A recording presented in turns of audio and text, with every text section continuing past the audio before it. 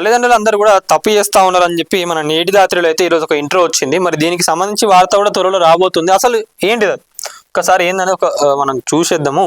పిల్లల విషయంలో దిద్దుకోలేని పొరపాట్లు చేస్తా ఉన్నారు ఎవరు? తల్లిదండ్రులు అందరూ కూడా.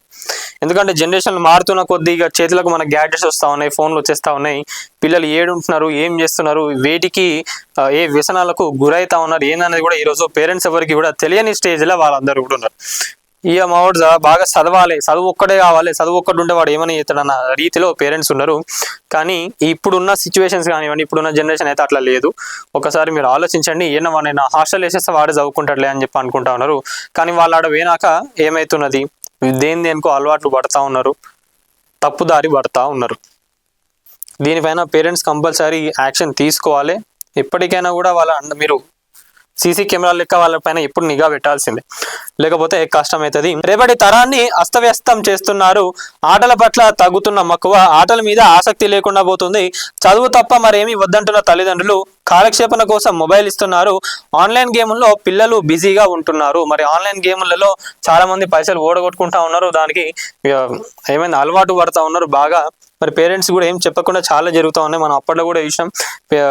తల్లిదండ్రులు ఎవరైతే ఉన్నారో వాళ్ళ బ్యాంక్ అకౌంట్ల నుంచి వెళ్ళి కూడా ఆల్మోస్ట్ చాలా ఖజానా అంటే వాళ్ళ సేవింగ్స్ ఏవైతే ఉన్నాయో అవన్నీ కూడా కట్ అయిపోతా ఉన్నాయి. ఎందుకు అంటే ఇట్లాంటి ఆన్లైన్ గేమ్స్ కానివ్వండి, బెట్టింగ్స్కి అలవాటు కానివ్వండి, అట్లా చేస్తూ ఉన్నారు. వాళ్ళకి ఏంటంటే దొంగతనం చేయడానికి అదొక అలవాటు, అది ఇచ్చినట్టే అవుతుంది కదా అక్కడ ఛాన్స్.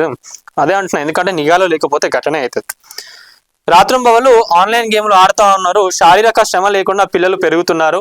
చిన్న చిన్న సమస్యలు కూడా తట్టుకోలేని సున్నిత మనసులు అవుతున్నారు. అపార్ట్మెంట్ కల్చర్ వచ్చాక పిల్లలకు స్నేహాలు కూడా కరువైపోతున్నాయి. పిల్లలు కూడా ఒంటరి జీవితానికి అలవాటు పడతా ఉన్నారు. బంధాలు బాంధవ్యాలకు విలువ లేకుండా పోతుంది. సమాజం పోగడలు అర్థం చేసుకోలేకపోతున్నారు. ఇది మన నేటి దాతిలో రేపైతే ఎక్స్క్లూజివ్ రాబోతుంది. అందుకే ప్రతి ఒక్కరు కూడా ఛానల్ని సబ్స్క్రైబ్ చేసుకోండి. ఇంకా ఇవేనే కాకుండా ఇంకా చాలా ఉన్నాయి. అసలు ఏం జరుగుతూ ఉన్నది ఏందనేది మనం మాట్లాడితేనే కదా అట్లీస్ట్ కొంతమందినన్నా మోటివేట్ చేసినట్లు అవుతుంది కదా. ఏందో మొత్తం అందరినో కాదు, అట్లీస్ట్ మా తరపు నుంచి వెళ్ళి కొంతమందిని మోటివేట్ చేసి వాళ్ళ పిల్లల పైన నిఘా పెట్టి వాళ్ళని మంచిగా చూసుకున్నా కూడా అదో సాటిస్ఫాక్షన్ అన్నట్టు మాకు. కానీ అసలు ఏం జరుగుతుంది ఏందనేది ఫస్ట్ ఎవరో ఒకరు వాయిస్ అయితే రేజ్ చేయాలి కదా. మరి ఇష్టం ఉన్నట్టుగా గంజాయికి కానివ్వండి, చెడు మందుకు కానివ్వండి, ఆల్కహాల్కి, సిగరెట్కి, దానికి వ్యసనాలకు గురవుతా ఉన్నారు. మరి వాడు ఎంత తాగుతున్నాడు? సరే, మా కల్చర్లో అట్లనే ఉన్న మేము తాగుతాం చేస్తామంటే అది లిమిటెడ్ గానో దేనికో ఒక ఈవెంట్స్కో అట్లయితే ఓకే ఉంటుంది. అట్లా కాకుండా ఇష్టం ఉన్నట్టుగా తాగి మొత్తం బాడీ పార్ట్స్ని ఖరాబ్ చేసుకొని ఏ స్టేజ్ వరకు పోతున్నారు ఏందనేది పేరెంట్స్ చూస్తూ ఉన్నారా? మీ పిల్లలు ఎటు పోతున్నారు, ఏం చేస్తున్నారు ఏందని మీరు చూస్తూ ఉన్నారా? లేదు కదా. లేదు కాబట్టి ఈరోజు దీని గురించి మనం మాట్లాడడం జరిగినది.